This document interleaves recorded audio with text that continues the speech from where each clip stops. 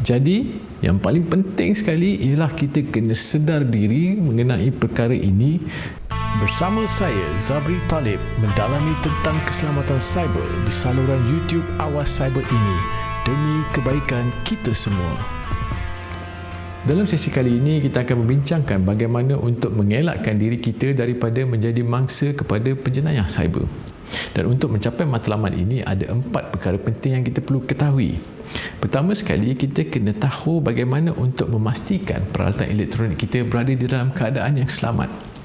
Kita kena pertingkatkan pengetahuan kita dan mengenali peralatan elektronik kita, mengenali perisian yang dipasang dalam peralatan elektronik kita dan memastikan perisian tersebut berada di dalam versi yang terkini.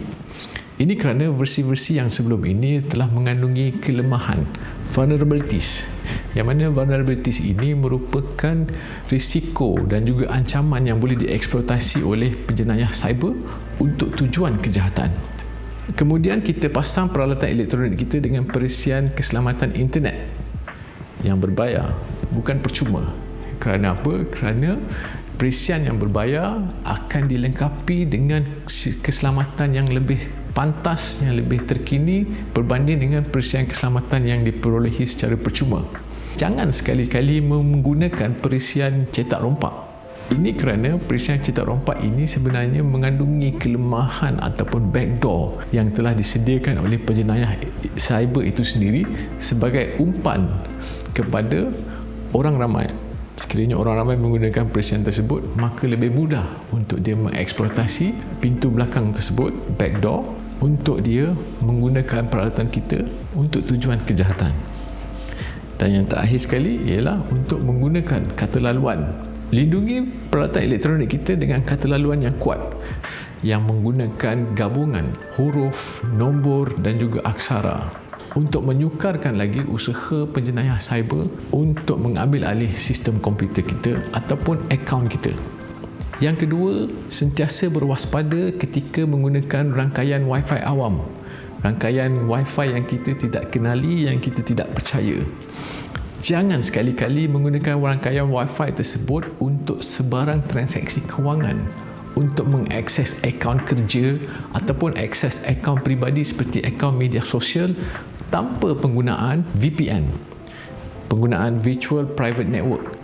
VPN adalah satu perisian yang membolehkan kita untuk berhubung di dalam rangkaian secara selamat, mana ia akan mengenkrypt sebarang data ataupun transaksi ataupun trafik internet yang berlaku di antara perhubungan antara satu endpoint ke satu endpoint yang lain. Ia akan menyukarkan proses untuk mencuri data oleh pihak penjenayah cyber ini, di mana data-data tersebut akan di-encrypt dalam masa nyata, pada masa real time. Yang ketiga, sentiasa curiga dengan pautan phishing, iaitu jangan klik pada pautan yang kita tidak kenali, yang kita tidak tahu, yang kita was-was. Hati-hati juga dengan pautan dalam web yang tiada HTTPS, yang tiada simbol lock ataupun simbol padlock mangga tu, kerana ia boleh membawa anda kepada ancaman ataupun risiko yang tidak dapat dijangka, seperti ancaman kod hasad, jangkitan kod hasad, jangkitan virus, jangkitan trojan dan sebagainya. Dan yang terakhir sekali ialah sentiasa berwaspada apabila kita berurusan dengan maklumat peribadi kita, seperti nama, alamat, nombor kad pengenalan, nombor pasport, maklumat kesihatan kita, alamat email kita, gambar kita, image CCTV, maklumat dalam fail peribadi, maklumat akaun bank, maklumat kad kredit dan juga maklumat kewangan seperti nombor tag, nombor gaji dan sebagainya.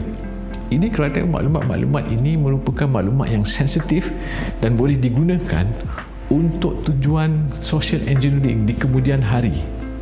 Itulah 4 perkara penting yang untuk kita ketahui dalam usaha kita untuk mengelakkan diri kita daripada menjadi mangsa kepada penjenayah cyber. Pastinya ada banyak lagi kaedah-kaedah yang kita boleh guna untuk melindungi diri kita, tetapi ini adalah 4 kaedah utama yang kita perlu tahu. Secara kesimpulannya, manusia dan teknologi mengambil masa untuk mencapai tempoh kematangan. manusia tidak dilahirkan dengan pengetahuan. Manusia perlu belajar untuk menjadi seseorang yang mengetahui kelebihan dan juga kelemahan dirinya. Dan penjenayah cyber akan sentiasa cuba untuk mengeksploitasi kelemahan manusia dan juga kelemahan teknologi ini di dalam tempoh untuk mencapai kematangan ini. Jadi, yang paling penting sekali ialah kita kena sedar diri mengenai perkara ini dan sentiasa mempertingkatkan pengetahuan diri kita kepada pengetahuan yang terkini untuk mengelakkan diri kita daripada menjadi mangsa kepada penjenayah cyber. Sekian sahaja untuk sesi kali ini. Jumpa lagi di sesi yang akan datang. Terima kasih.